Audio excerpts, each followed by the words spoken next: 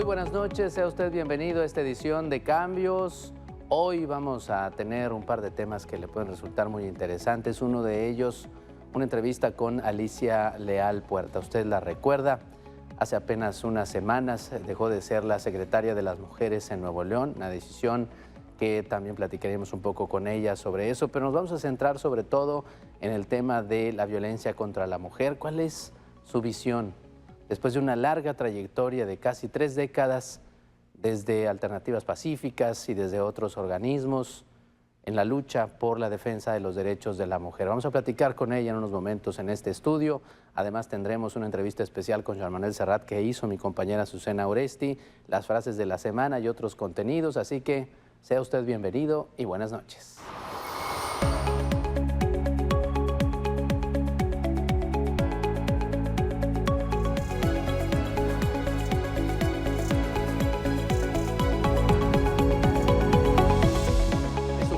Saludar y poder conversar con Alicia Leal. Usted la conoce, seguramente en notas recientes usted tal vez asimila como exsecretaria de la mujer o de las mujeres en Nuevo León, pero eso es una etapa corta para una trayectoria tan larga en la lucha por los derechos de los vulnerables, en específico de la mujer, de los menores de edad también. Es una labor larga, incluso desde Alternativas Pacíficas hace muchos años.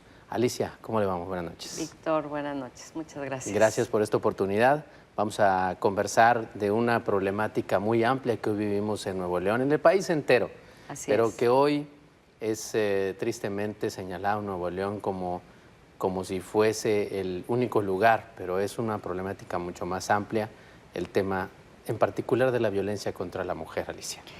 Las violencias contra las mujeres, bueno, es un tema, ya sabemos, estructural. Hay pues todo un sistema. Yo creo que ahorita es la parte de choque entre estas dos visiones, estos dos sistemas culturales. Por un lado, hace 27 años, 26 años, cuando empezamos a plantear el proyecto de Alternativas Pacíficas como un proyecto en sí, ni siquiera era delito la violencia familiar y contra las mujeres. No estaba en la ley. Tipificado. No estaba tipificado. Tenían que pasar 15 días en sanar tus heridas y ponerlas en riesgo, ponerte en riesgo, ¿no? Entonces, si vemos esos avances de allá, de hace 26 años a acá, nada más en este camino en el que yo he estado, lo que te puedo decir es sí ha habido avances, tenemos ya leyes, tenemos ya presupuestos y sin embargo los resultados siguen siendo estos choques entre lo que las mujeres necesitan y lo que las instituciones pueden dar, las instituciones predominantemente del Estado, porque el reclamo es hacia el Estado como gobierno, pues, tanto federal como estatal como municipales. Por no poder frenar, resolver esa problemática que es una deuda con la mujer desde hace generaciones. Y claro, si entendemos que, digamos, desde la política económica, y tú ves que se logró desde la ley de acceso para las mujeres nacional, ¿no? Sí. Es una ley que no tiene presupuesto, Víctor. Es una ley que sí crea un sistema nacional y que después crea sistemas estatales con leyes estatales, pero son leyes sin presupuesto. En Nuevo León tampoco tenemos una ley para atención, prevención, sanción y erradicación de la violencia. Es una ley sin presupuesto. ¿Y qué pasa? Ahí tenemos a nivel federal el anexo 13, que es un anexo especial para atender y prevenir la violencia contra las mujeres y las niñas. ¿Y qué pasa con ese anexo 13? Nada más. Claro, pero ¿qué pasa con ese anexo? Que tiene una buena suma de dinero, pero solamente menos del 2% se aplica para la prevención y la atención a la violencia contra las mujeres. Menos del 2%. Menos del 2%. ¿Por qué? ¿En dónde queda el otro 98%? El anexo 13 se utiliza para todos los programas de bienestar. Y antes, pues para todos estos programas, antes de esta administración, se utilizaba para otros programas de ayudas económicas también, ¿no? Llamadas de otra manera, pero finalmente lo que tenemos es un desbalance porque no hay una concordancia entre el presupuesto y los programas. Pero eso no viola ninguna ley, o sea, si está establecido el presupuesto, es la misma canasta y de ahí sale para todo lo demás y el 2% solo porque para hay esto. criterios y hay reglas de operación, ¿verdad? La cuestión es, si tuviéramos una secretaría a nivel nacional, una Secretaría de Estado a nivel nacional sobre los temas de las mujeres, en donde hubiera una empresa social del Estado que pudiera atender y defender y generar todos estos programas de protección integral para las mujeres que ya se han planteado como parte de una estrategia nacional y no han logrado atravesar la parte de la política económica, digamos, ¿no? ¿Por qué? Porque tienes que invertirle a esto. No tener tantito dinero destinado en seguridad pública, otro poco de dinero en una bolsa en salud, otro poco de dinero en atención a víctimas, otro poco de dinero en fiscalía. Tendríamos que tener un fondo para darle continuidad a una serie de programas que además deberíamos estar en condiciones de evaluar, medir y tener datos de esos programas.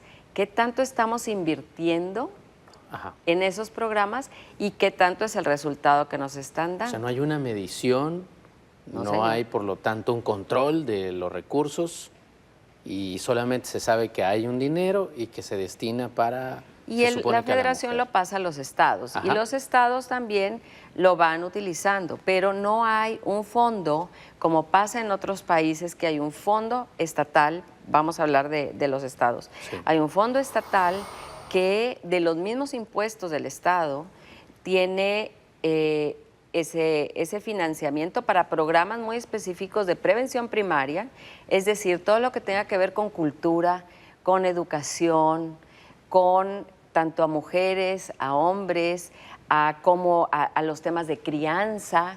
¿Cómo educamos para dejar de educar en la violencia? Tenemos una currícula específica en educación que hable de eso. ¿Cómo medimos? Así como medimos si los niños y las niñas aprendieron las tablas de multiplicar, ¿no? Bueno, pues eso no se puede medir en México. Y lo que no es medible, pues no es controlable. Es correcto.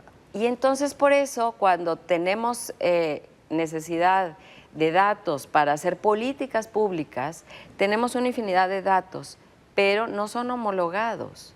No tenemos datos, por ejemplo, de violencia contra las mujeres, de datos que arroja el Secretariado Nacional, pero que van desfasados con el Secretariado Estatal en un pequeño rango, pero van... y luego son datos que solamente, estos sistemas solamente son alimentados por Fiscalía, Seguridad Pública, Entonces, hay muchas otras fuentes que nos falta, por eso tenemos una cifra oculta mayúscula y son datos de INEGI. Voy a hacer una comparación porque esto me trae a colación de otra problemática grande que enfrentamos, que no tiene nada que ver, pero tiene que ver con la calidad del aire que enfrentamos o que respiramos. Y hablando con quienes saben de esto, en este tema ahora usted como especialista, pero ellos en esto de la calidad del aire dicen algo similar. Hay presupuestos federales, estatales, municipales, hay programas, hay ONGs, hay dinero y hay intenciones por todos lados, pero no hay un órgano que concentre todo el esfuerzo y que tome las mejores decisiones. Es algo similar acá. Faltaría algo que fuera donde concurran todos y se tomen las buenas decisiones por gente que sabe. Exacto, Así y de manera colegiada, exacto. Y de forma colegiada. Pero es por política, porque está la política metida en todo. Es un tema definitivamente, mira, yo creo que es un poco de las dos, pero tiene que ver con la política económica, en cómo usamos el dinero y qué resultados queremos de esa inversión pública. Hay países donde te dicen, mira, esto que tú estás pagando de este impuesto se va a ir a dar a el cuidado del aire. Sí. Y este impuesto que se está pagando de esto se va a ir a dar a los programas de prevención primaria para que las niñas y los niños aprendan que la violencia no es natural y que además es un delito, en algunos casos de violencia familiar, violencia sexual. Sí. En México todavía no estamos ahí. Y encima de eso tenemos también, además del tema de una política económica que pueda hacer inversión por gasto con impacto. Tenemos también el problema de un sistema de impartición y de procuración y administración de justicia que tiene centralizado y monopolizado, digamos, el ejercicio de las investigaciones, Sí. de los juicios, de todo. De alguna forma, todos estos órganos deberían trabajar de manera colegiada, de manera multidisciplinaria, intersectorial, incluso con sociedad civil. Eso es lo que se ha planteado desde hace años en este país también, desde la sociedad civil. Y recientemente en la Secretaría de las Mujeres eso quedó plasmado en el Plan Estatal de Desarrollo, lo cual es un gran avance, porque ya queda plasmado que tiene que haber una homologación en cuanto a programas de prevención primaria, de prevención secundaria y terciaria y de seguimiento, es decir, todos estos apoyos que requieren las mujeres cuando están en este proceso de salir y recuperarse de una situación de violencia que puede haber durado muchos años y haber generado daños incluso que duren de por vida para ella o sus hijas e hijos, pero también para aquellas que requieren becas para el estudio. O sea, hay una serie de programas que hacer, pero midiendo y recibiendo datos de todas las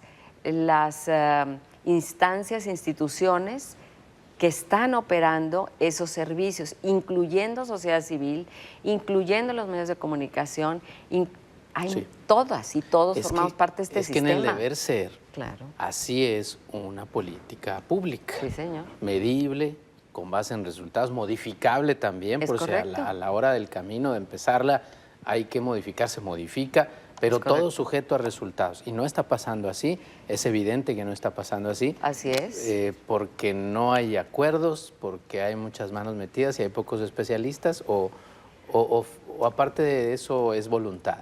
Bueno, yo creo que un tema es definitivamente la voluntad y claro, puede haber voluntad, pero de pronto el problema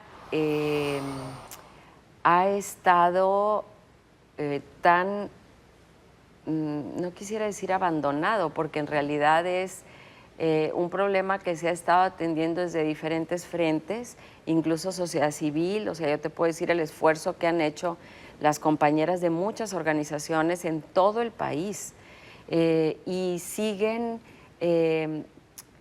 batallando con el tema de la respuesta que requieren por parte del Estado. Entonces, ¿qué necesitamos como sociedad civil? Que el Estado realmente haga lo que solamente el Estado puede hacer, pero que también deje que la sociedad civil haga lo que puede hacer mejor. Que los involucre. Exacto. Para que puedan en conjunto los docentes hacer algo positivo. Varios entes. O sea, yo te estoy hablando de iglesias, te estoy hablando de medios de comunicación, te estoy hablando de escuelas privadas, te estoy hablando de organizaciones de la sociedad civil, de colectivas. Todas y todos formamos parte de este sistema cultural, Alicia, político, económico. ¿Cómo está Nuevo León? ¿Cómo llegamos hasta aquí? Porque de pronto, por los fenómenos que pues sobra mencionarlos uno por uno que estamos viviendo este año, estos últimos meses, da la sensación de que Nuevo León está cada vez peor en el tema del trato a la mujer, en el tema de respetar sus derechos.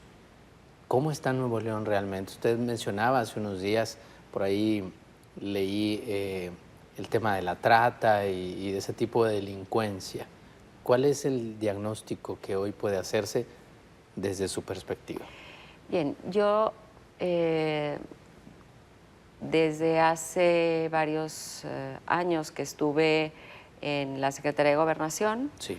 Desde ahí empezamos a trabajar a través de un grupo interinstitucional que todavía sigue coordinándose desde la Secretaría de Gobernación, y este grupo interinstitucional, el GIEB, lo que buscó fue justamente sentar a todas las instancias a nivel federal e incluso con los estatales, pero justamente para reflexionar y hablar qué necesitamos cambiar, cómo necesitamos hacer mejor las cosas.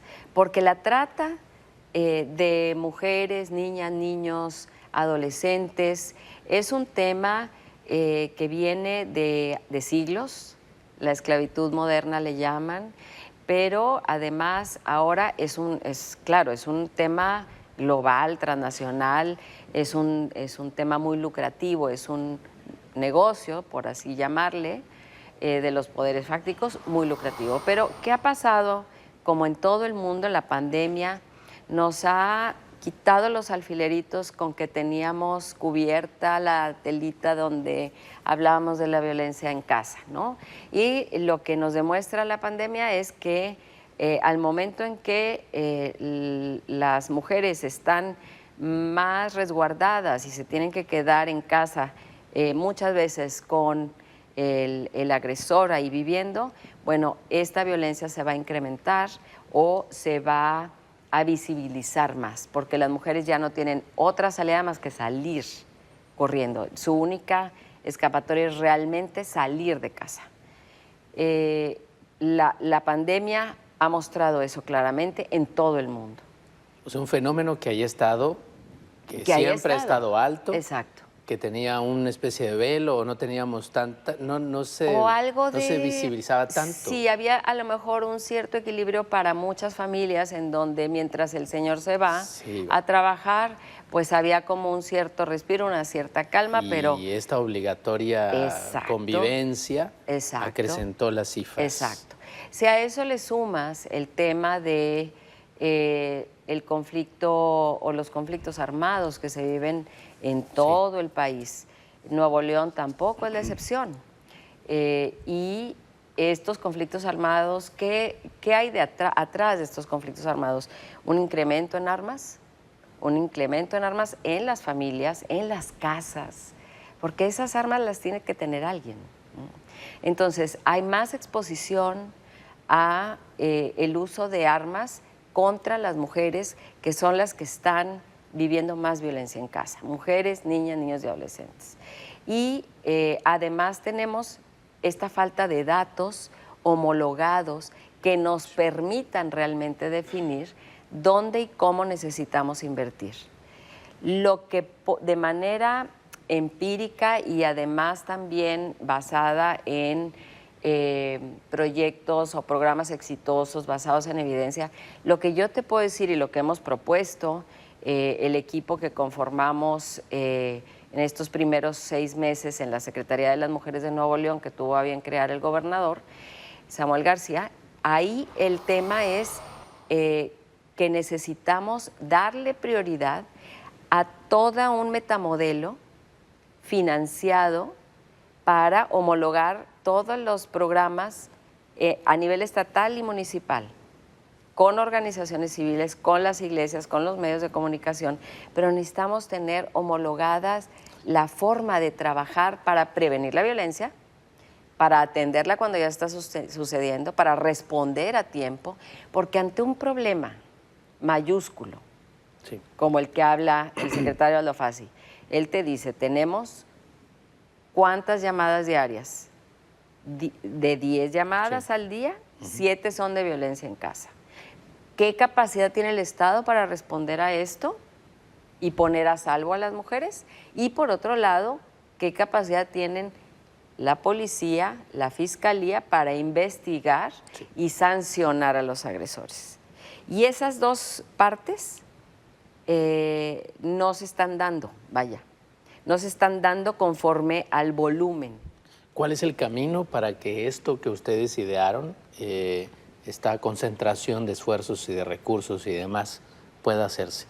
¿Hay que cambiar dentro de este cambio la Constitución o hay algún otro camino o hay manera de hacerlo sin necesidad de cambiar lo legal? Porque son entes distintos, los municipios son entes aparte. Claro, claro.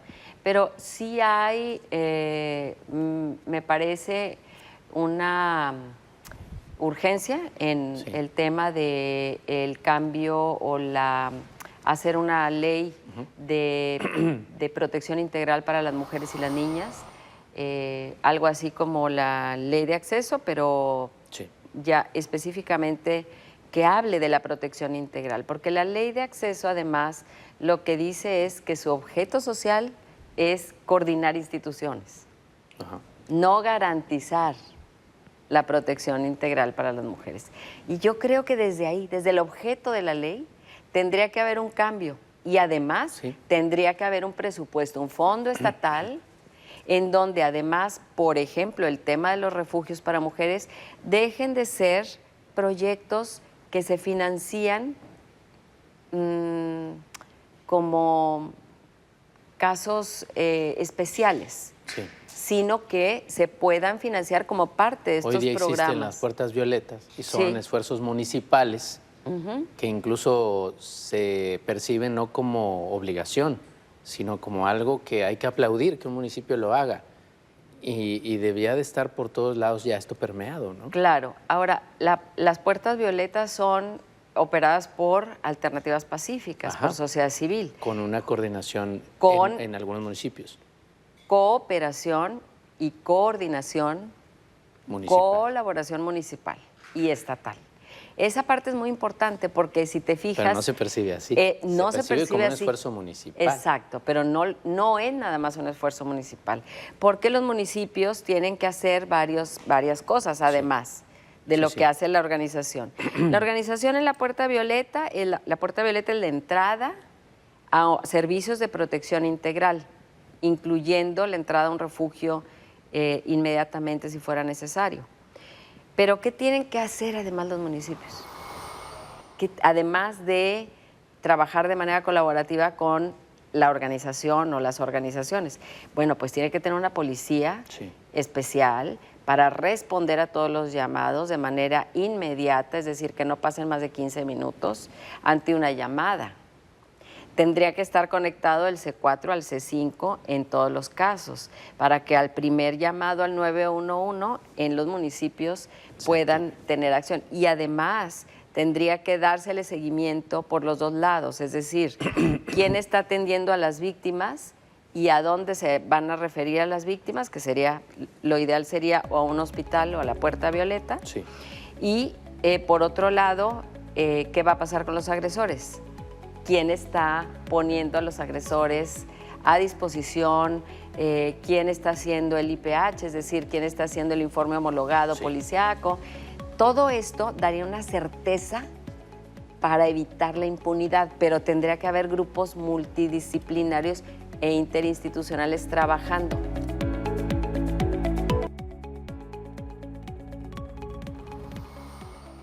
Entonces, el sistema acusatorio que digamos que copiaron o trajeron de los Estados Unidos tiene esa gran diferencia desde el momento en que se elige un fiscal de manera distinta allá a como pasa en México. Exacto. Los jueces y las juezas también.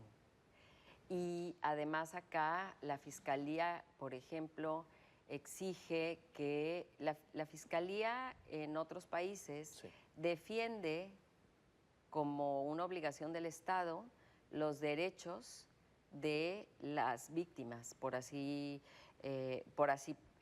estar marcado en sus obligaciones. Y acá lo que le pedimos a las víctimas es que lleven a sus abogados y abogadas y además que sean especialistas para que no cometan ningún error, porque si cometen un error, pues ya la Fiscalía o el juez o la jueza pues ya va a definir el proceso conforme se le presenten los hechos. Pues sí. Y te digo, si tenemos 70,000 llamadas de violencia familiar y contra las mujeres al año, ¿cuántas carpetas de investigación quieres abrir en Fiscalía? Esas llamadas van a saturar la fiscalía. Entonces, acaban con cualquier fiscalía, es una cantidad impresionante. Claro. Entonces, tampoco podemos meter a todos los agresores a la cárcel. No creo que sea esa la solución. Y sí creo que la solución tiene que ser definitivamente definir aquellos agresores reincidentes, aquellos agresores que ya han mostrado esta reincidencia, pero además donde las víctimas sí están corriendo un riesgo inminente, donde los agresores no saben hacerse para atrás, sino que ante cualquier intento de las víctimas se van a ir sobre las víctimas peor. Ajá. Y eso lo puedes ver claramente cuando atiendes a las víctimas, pero tienes que tener el tiempo para escucharlas, para analizar con ellas, para reflexionar con ellas en este acompañamiento psicosocial, ya protegidas. Mientras ella no esté protegida, va a ser muy difícil que las víctimas hablen de lo que realmente está pasando. Alicia, mientras, no por obra de magia, porque tiene que haber mucha voluntad, mientras avanza esto, mientras los esfuerzos se concentran y entran las personas que sí saben y mientras se adaptan, ojalá se cambiase el sistema acusatorio, se vuelva ahora sí a revisarse, escuche a quienes saben de este tema tan preocupante. Pero mientras todo eso ocurre también, desde casa, desde las escuelas, también se puede hacer algo ahí en los medios de comunicación con campañas de concientización. ¿Cómo hacerlo? ¿Cómo empezar todos desde el día de hoy? Yo creo que tiene que haber la conciencia, sobre todo de hombres que están tomando decisiones, de hombres con poder económico y de mujeres que están tomando decisiones y con poder económico, de gente con este nivel de conciencia que entienda que necesitamos empezar a romper el pacto patriarcal. Y ese pacto patriarcal es: entiendo que hay intereses y entiendo que en todos lados hay intereses, pero esto no es negociable. Los derechos no los estamos negociando, no los estamos discutiendo. Los derechos se garantizan y se defienden, punto. Ahí no hay otro interés que deba mediar para nadie, porque el día de mañana puede ser tu hija, tu nieta, tu hermana. Y mientras esto siga avanzando con impunidad, el mensaje que se envía a los agresores es: no pasa nada. No pasa nada, y si pasa, tal vez haya forma de solucionarlo para que tú no tengas que pagar el problema que generaste. Y lo peor del caso no es que pague o no pague. O sea, el tema es: ¿queremos seguir encontrando culpables o queremos empezar a encontrar hombres responsables que digan: sí, cometí esta falta? Tenemos, por ejemplo, hombres que han llegado a grupos y han dicho: no había entendido el tema del consentimiento. No tenía idea de que estaba así. No lo entendía, y yo sí, perdón, te di una droga y sí pensé que era para que te la pasaras muy bien, y sí, perdón, se me pasó la mano. Pues sí, pero es violación. Sí. Es violación. Entonces, ¿cómo te haces tú ahora responsable, ¿no?, de esta acción que cometiste contra una persona? Puedes generar tú un cambio reconociendo responsablemente y empezar a compartir lo que aprendiste y cómo ya no quieres seguir siendo hombre así. Yo creo que el tema de la educación de los hombres tiene que centrarse en la responsabilidad de sus acciones y de sus emociones, y tiene que centrarse en que asuman las consecuencias de sus actos. No necesariamente, porque te digo, ¿dónde los metemos? A todos. Serían demasiados, ¿no? De acuerdo a las estadísticas, alrededor de un 70% de los hombres ejercen violencias. Tanto así. Claro. Violencia de cualquier género, de cualquier naturaleza. Exacto. Así es. Ahora, el otro tema, el tema de la mujer, sabemos que ha costado siempre mucho levantar la voz, elevar la voz, hablarlo, denunciarlo. En eso hemos avanzado, la mujer cada vez tiene más, se atreve más a hacerlo, o sigue todavía mucho en silencio esto. Yo creo que hay un poco de todo, depende, y es un tema también como lo sabemos, es personal Sí. y claro que es político. A nadie nos gusta denunciar violencia cuando la hemos vivido. Ajá. A nadie nos gusta. Lo que sí es cierto es que las nuevas generaciones ya han dejado de verlo como algo natural, como algo que tal vez nuestras madres o nuestras abuelas veían como así son los hombres, Sí. ¿no? Y esto ya cambió. Las mujeres dicen no y eso ya se puso en movimiento, ya no hay marcha atrás para esto. Por eso este choque entre este sistema de dominación y el sistema Sí. de participación y colaboración. O sea, el sistema de colaboración y participación toma en cuenta el tema del género, toma en cuenta el tema de la masculinidad y ejercida como esta colaboración entre géneros. O sea, Con esos esbozos parece entonces que también viene con un cambio generacional la posibilidad de que cambien las cosas. la posibilidad siempre y cuando los hombres, otra vez, se hagan responsables de los cambios que requieren hacer, de romper el pacto con agresores, es decir, hombres que están compartiendo pornografía, hombres Sí. que están promoviendo a las mujeres como objetos y no como sujetas de derechos, hombres que siguen pidiéndole a sus hijas que callen ante un abuso sexual, que no se divorcien, que mejor se queden ahí aunque sigan viviendo violencia. Es decir, este es el pacto patriarcal que también necesitamos que los hombres de todas las edades rompan. Que rompan ese pacto y comprendamos que o aprendemos a vivir de manera amorosa, compasiva, pero con esta defensa de la autonomía feroz que tenemos cada ser humano. Nuestra autonomía y nuestro derecho a la libertad no es negociable y nunca ha sido negociable. Se ha Ahorita malentendido. Sí. menos, ahorita menos. Pues es una buena oportunidad de cambiar. Alicia, me gustaría que la gente tenga oportunidad, que usted le recomiende dónde informarse más. Si alguien que hoy nos está viendo, nos está escuchando y padece esto o lo tiene cerca, ¿qué hacer? ¿Qué tiene que hacer? Bueno, lo primero que recomendaría yo sería siempre buscar atención y acompañamiento especializado. Sí. No todos, no todos los abogados están capacitados para acompañar casos. De hecho, por eso el modelo de la organización que fundamos hace 26 años, recién acaban de celebrar los 26 años la organización, que ya va sola desde hace ya tiempo. Sí. Digamos, sola sin que estemos ahí las que la fundamos. Y ese también me parece un gran logro. Claro. Y me siento muy satisfecha de ver a estas nuevas generaciones, incluso de mujeres sobrevivientes ahí mismo, trabajando con la camiseta puesta. Algunas de ellas estuvieron en el refugio y ya salieron, estudiaron. Y ahí es donde yo recomiendo, por favor, busquen acompañamiento de otras mujeres especialistas en el tema, especializadas. Sabemos que el 86% de las mujeres que viven violencia no buscan atención en instancias de gobierno, lo dice INEGI.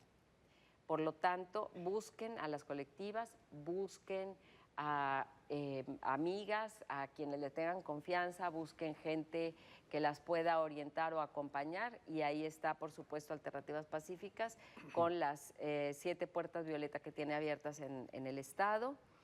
Tiene 2 más en Tamaulipas y bueno, tiene los refugios para mujeres y están trabajando en colaboración con las instancias de gobierno, tanto municipal, estatal Sí. y federal.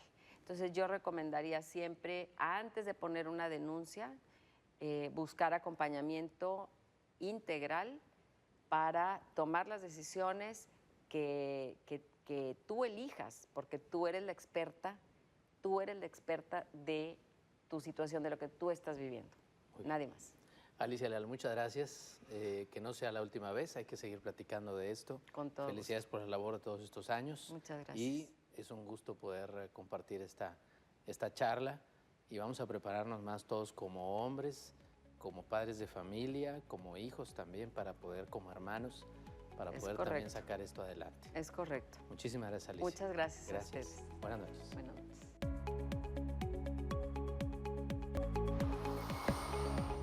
Ya regresamos aquí a Cambios en esta noche de domingo. Vamos a conocer ahora lo más importante que ocurrió a lo largo de estos 7 días en las frases de la semana.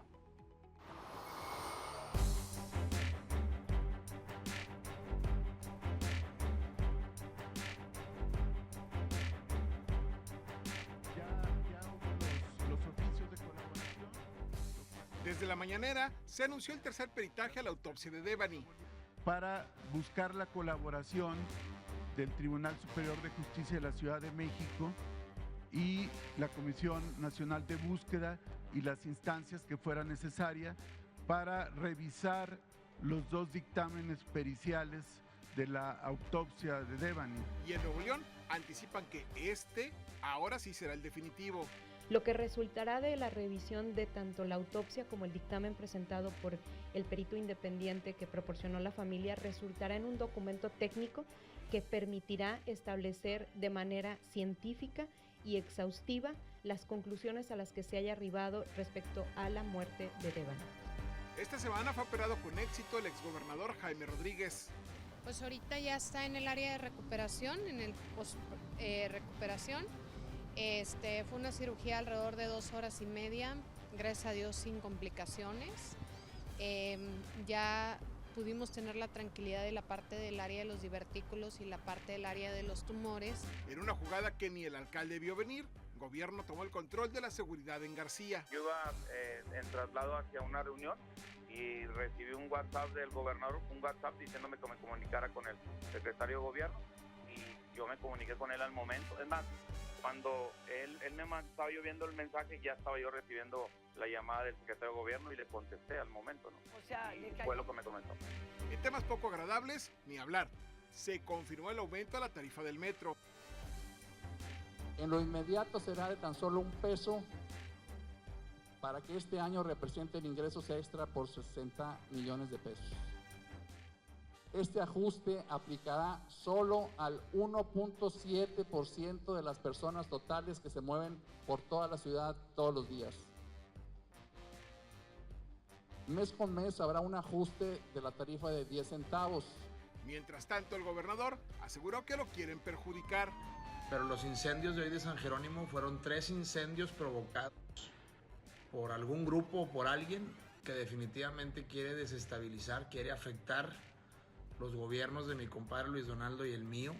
La polémica presidencial de esta semana fue contra los médicos al anunciar la contratación de 500 doctores cubanos. No tenemos médicos porque el sistema de corrupción que defendieron esos médicos que firman esos documentos dejó de invertir en la educación pública. Como era de esperarse, el anuncio levantó ámpula. Médicos residentes egresados, o sea, especialistas egresados que ni siquiera tienen trabajo. O sea, se me hace una tontería que quiera traer todavía de otro país cuando nosotros ni siquiera tenemos esas oportunidades pues dentro de aquí del país, pues de la zona. Y los insumos, pues claramente falta muchísimo. O sea, hay muchas cirugías que nosotros diferimos, pacientes que no se están operando, que tardan meses en que se realicen sus cirugías. Y Salud terminó por echarle más leña al fuego. Donde se les olvida lo que es el principal sentimiento y de derecho que tienen los pacientes de ser atendidos, estén donde estén, y esto es lo que nos señala el por qué se tiene que recurrir a otras modalidades como es la contratación del extranjero. Bueno, qué tan caliente se puso el tema que el presidente terminó por mandar muy lejos a los detractores. Vamos a contratar a 500 especialistas, médicos cubanos, y eso tiene a los conservadores muy enojados. Pues saben, que se vayan al carajo porque lo primero es la salud del pueblo. Y para cerrar, un estreno en las frases de la semana. García Vilchis apagó la esperanza de un duelo de rap. Pero pues aclaramos, si les queda alguna duda, Eminem no ha compuesto ninguna tiradera contra AMLO y tampoco dedicó estrofas a hablar de las conferencias mañaneras del presidente de México. Queda claro que esto lo hace para divertirse, Para Cambios, Luis García.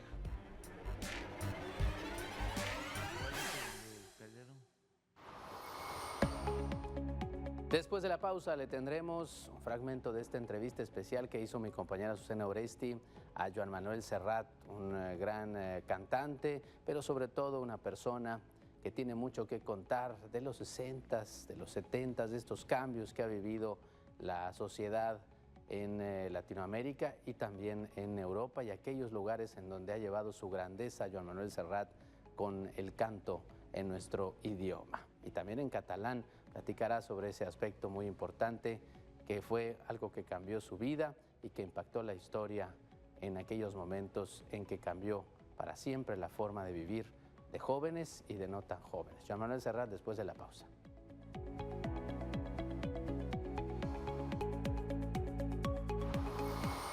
Bueno, pues hace 3 años tuve la fortuna de estar con el enorme Joan Manuel Serrat y hoy la vida me regala de nuevo ese privilegio. Joan Manuel, qué gusto verle de nuevo, ¿cómo está? Estoy muy bien porque son días de unos conciertos con mucha emoción y en los que la gente me da tanto cariño y tanta energía. Revitaliza. Que, sí, esto es lo mejor que hay. Sí. Oiga, Joan Manuel, quizás algunas de las nuevas generaciones no sepan lo que Serrat ha tenido que luchar contra la corriente durante mucho tiempo, desde hace mucho tiempo, para defender, pues más que las ideas, sí las ideas, para defender la libertad, Joan Manuel. Yo creo que un artista, la base fundamental de un artista es hacer aquello que él quiere hacer y de la manera que quiere hacerlo, ¿no? Esta libertad de ser lo que uno es, sin tratar de ser lo que son otros. Tiene un costo muchas veces. Sí, a veces mucho sí, pero bueno, yo no quiero repartir falsas ilusiones. Es decir, hay gente que le ha costado querer ser lo que querían ser, les ha costado muy caro. ¿Sí? Pero bueno, en la vida yo siempre he pensado que siempre prefiero pasar miedo que vergüenza. ¿Sabes? Prefiero que tenga una consecuencia por lo que está convencido. Sí, claro, uno tiene que tener unos caminos y unas ideas. Y el pensamiento realmente hay que hacer, uno pelea en función de aquello que ya te decía, que le hace feliz. Pero normalmente esta felicidad no la proporciona la plata, ni el poder. O la fama, la exposición. No, sí, lo de la fama, y es que yo tampoco sé muy bien lo que es algo tan efímero. Efímero, ya 60 años siendo una leyenda viviente, Joan pero Manuel. Fíjese, hay gente que ha sido tremendamente famosa en un momento de su vida y han pasado a ser auténticos desconocidos poco tiempo después. Regresando al tema de la libertad, ¿cómo lo platicamos hace 3 años, ya lo dije al inicio? ¿Cómo recuerda hoy? Porque todo va tomando una dimensión distinta conforme pasa el tiempo, nuestras experiencias presentes, pasadas. ¿Cómo recuerda hoy aquel episodio del concurso Eurovisión en 1968, cuando usted era la voz elegida para representar a España? Usted pide cantar en catalán la canción que le habían designado. Eso pues resultó desafiante para la dictadura de Francisco Franco. El joven Serrat es sustituido. ¿Cómo lo recuerda hoy? El Serrat de hoy con el Serrat joven, más joven aún. No solo me sustituyeron, a mí me echaron, me reprimieron y me tuvieron prohibido durante bastante tiempo en los medios de comunicación del país. Pero bueno, esto fue yo ya sé, cuando a mí me propusieron ir con una canción a representar a Televisión Española, porque no olvide que el Festival de Eurovisión representa las televisiones no representan los países, pero en el caso de España ambas cosas estaban muy unidas. Yo planteé la posibilidad de poder hacerlo en catalán y de alguna manera las cosas se fueron dándome largas.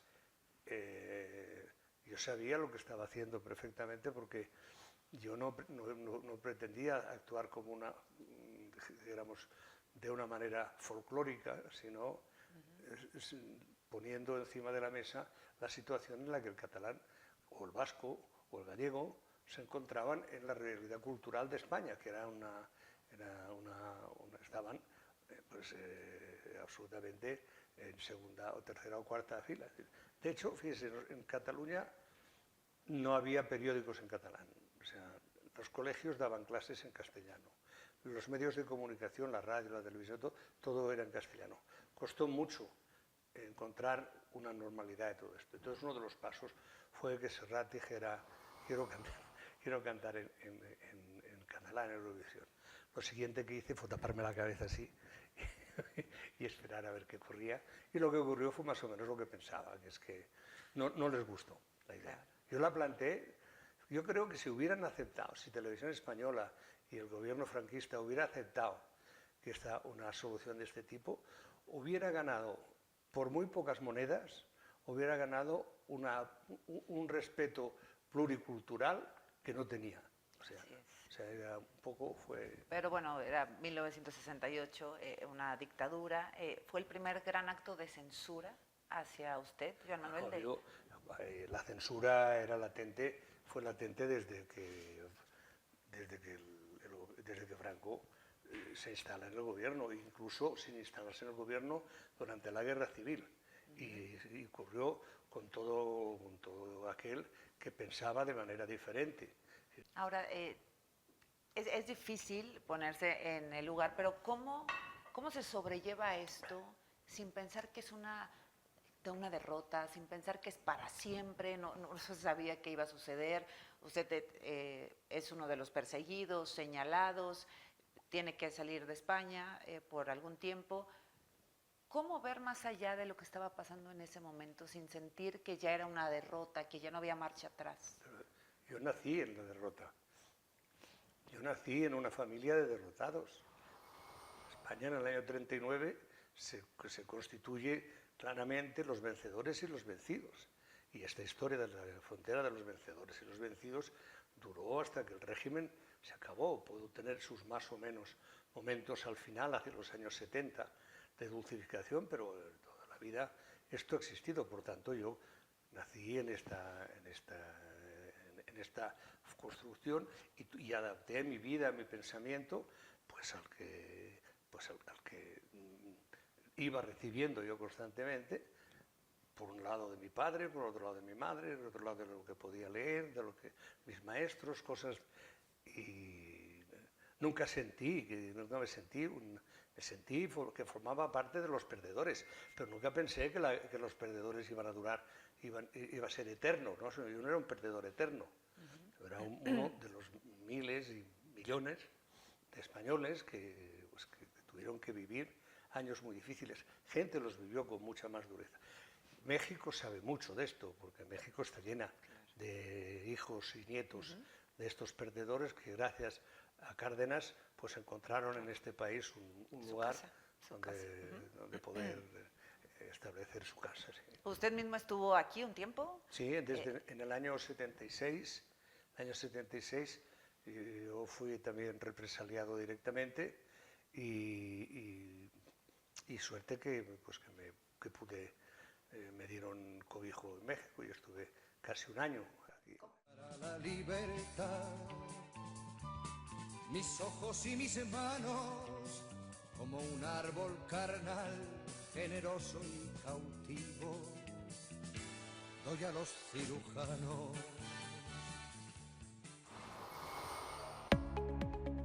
Llegamos a la parte final de Cambios. Muchas gracias por permitirnos esta hora de su domingo. Que descanse y mañana lo esperamos en el telediario desde las 5 de la mañana. Buenas noches.